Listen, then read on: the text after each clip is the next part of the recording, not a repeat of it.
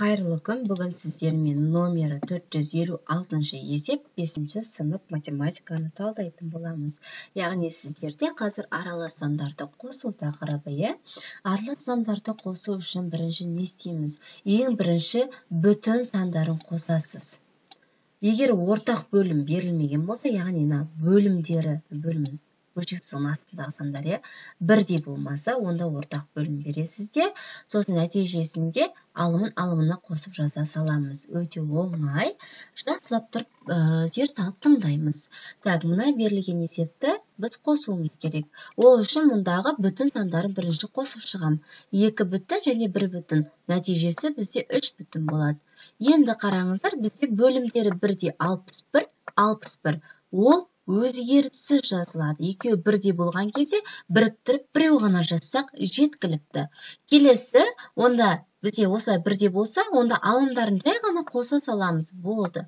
Демек 58-ге 12-ні қосамыз. Енді нәтижесін жазуымыз үшін не істейміз? Осы 3 бүтін өзгеріссіз қалады. Бөлімі де өзгеріссіз қалады. Алымындағы қосынды бар ғой, соны қоса саламыз бір-біріне. Ол 70 болады. Енді қараңыздаршы, осында 3 бүтін 61-ден 70. Демек, қандай бөлшек болып қалды? Алымы үлкен, ол бұрыс бөлшек болып қалды. Бұны неге айналдырамын? Кәдімгі дұрысқа. Ол үшін не істеймін? 70-ті нешеге бөлемін? 61-ге бөлемін. Білем балалар, бұл бізде қалдықпен шығады. Сонда да бөлейік. 1, 61 алымын бөліміне. Егер алым осылай үлкен болса, бөліп жіберіңіздер. Неше қалдық қалып тұр бізде? 9 қалдық. Енді қалай жазам? Мынау нешеден бердім? 1-ден беріп тұрмын ғой. 1 ішінде кездеседі деп тұрмын, Демек, сол 1-ді мына 3 бүтінге қосам. Себебі 1 рет кездеседі, 1 бүтін толық болып тұр. Демек, осы 1-ді мына 3 бүтінге қосып жіберемін. Ол менде 4 бүтінді береді, Ал бөлімі өзгеріссіз жазылады. Қанша қалдық қалды бізде? 9 қалдық қалды. Ал ол қалдықты алымына жазып жіберемін. Сонда жауабы 4 бүтін 61-ден 9 деген жауап шықты. Келесі есеп дәл осылай шығарылады. Яғни 4-ке 7-ні қоссам қанша? 11 бүтін. Бірінші бүтіндерін қосамыз, мына бүтін санды. Бөлімдеріне бірдей болып тұр. Демек, бөлімін біріктіріп біреу ғана жазамын да, алымына не істеймін? Алымдарының қосындысын жазам. Демек, 121-ге нешені қосамын? 199-ды қосамын. Енді не істеймін? 11 бүтінді сол күйінше жазамын. Бөлімінде сол күйінше жазамын. Алымдарын қосамын.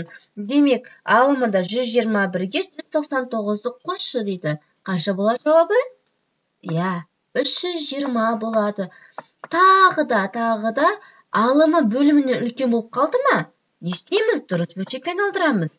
Не істеймін? Ол үшін 320-ны нешеге бөлемін? 300-ге әрине, алымын бөліміне бөліп жібереміз. 320-ның ішінде 300 неше рет кездеседі? Әрине, 1 рет кездеседі. Ал қанша қалдық қалады? 20 қалдық. Мұна нешеден бердік, оны қайда қосатын едік? Кәне еске түсірейік. Әрине, мұна бүтінге. Қаншадан бердік, соны бүтінге қосамыз. Біреу бізге әкеліп отыр плюс, онда 12 бүтін болады. Солай ғой? Бөлім өзгерісі жазылады. Ал қалдықты қайда жазамыз? Әрине, алымына жазам. Ол алымы қанша? 20 болады онда. Бұны әрмен қарап қысқартып жіберсек болады. Қалай қысқартатын едік? Екеуі де алымы да, бөлімі де қандай сандарға бөлінеді? Екеуі де қандай санға бөлінеді? Яғни, ең үлкен ортақ бөлгіші қанша деп тұр? 300-дің өзі 20-ға бөліне ме? 300-ді 20-ға бөлсек қанша? Бөлінеді қалдықсыз, ол 5. 20-ны 20-ға бөлсек 1. Яғни, 15.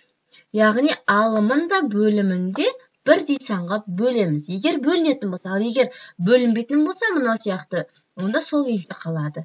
Сонда жауабы 12 бүтін қысқартылған түрде 15-тен 1 болады.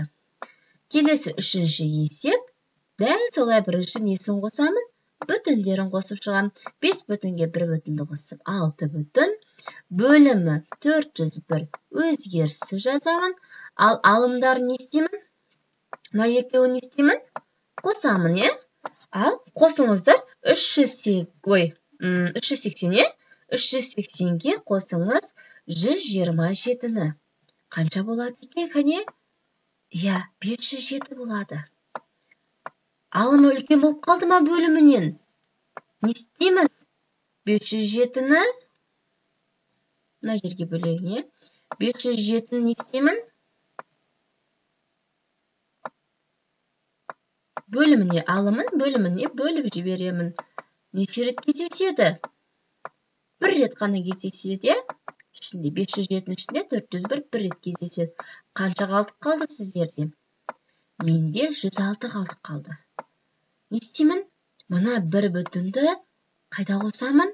Мынау 6-ға қосып жіберем. 6-ға 1-ді қоссам қанша? 7. Бөлімі 401. Қанша қалдық қалды алымында? Қалдықты қайда жазамын? Алымына жазам. Ол қанша қалдық бізде? Бөлгенде 106 қалдық қалды. Соңғы есеп. 18 бүтінмен қанша бүтін тұр? 22 бүтін болады, 4 бүтінді қосқанда. Бөлімдері бірдей, онда өзгеріссіз қалады. Ал алымдар не істеймін? 253-ке нешені қосамын? 307-ні қосамын, сонда 560. Тағы да алым үлкен болып қалды ма? Үлкен болып қалды. 560-ты 540-қа бөлсем, яғни 560-тың ішінде 540 неше рет кездеседі? Бір рет кездеседі. Демек, оны 1-ді 22 бүтінге қосамын. Бөлім өзгеріс қалады. 560-ты 540-қа бөлгенде қанша қалдық қалды? 20 қалдық қалады, е? 560-тан 540-ты азайта саламыз ғой, былайша айтқанда. Енді осы 540-ты 20-ға бөліне ма, немесе екеуі де қандай санға бөлінеді? 540-та 20-да. Екеуі де әрине 20-ға бөлінеді. 20-ны 20-ға бөлсем 1, 540-ты 20-ға бөлсем, ол бізде әрине 27 болады. Не қалды? Соны жаза саламын жай ғана. 23 бөлімінде 27 қалды, ал алымында 1 қалдық қалды. Ой, 1 қалды, е? Сонда жауап 23,27. Егер есептің талқылаған ұнаған болса, арнама жазылып, лайк бас комментарий қалдыруды ұмытпаңыз.